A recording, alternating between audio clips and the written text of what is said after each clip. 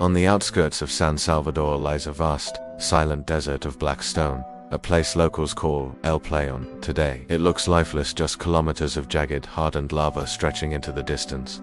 But older Salvadorans remember when this land was alive, filled with homes, farms, and entire communities. Everything changed in 1986. New volcanic vents tore open the earth, and rivers of molten rock swept across the land. Families ran for their lives. Some escaped with only seconds to spare, others never made it out.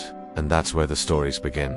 For years after the eruption, travelers crossing El Playón at night reported strange sounds drifting across the cold, empty plain. At first, it was small things, a distant cry, someone calling a name, footsteps crunching on rock where no one was walking. People blamed the wind. They said the strange acoustics of the lava field could play tricks on the mind. But then the experiences became harder to explain.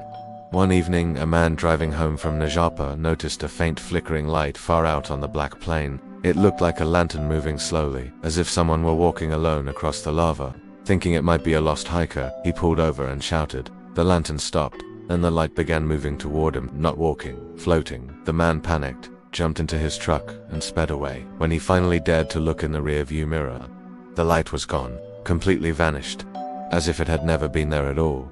Other stories are even more unsettling. Not long after the eruption, a group of friends dared each other to cross a short stretch of the hardened lava at night.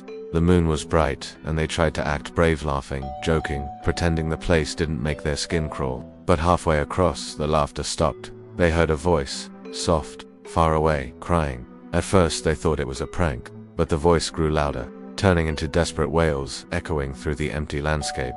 Then came the knocking, a slow, hollow pounding, like someone hitting a door from beneath the rock. The friends froze. One of them whispered, "Run." They didn't argue. They sprinted back toward the road, tripping on the uneven ground. When they finally reached the pavement, they turned back. Silence, stillness, just black rock under the moonlight. The next day, they told an older resident what they had heard. The man simply nodded. "Many people didn't get out," he said quietly.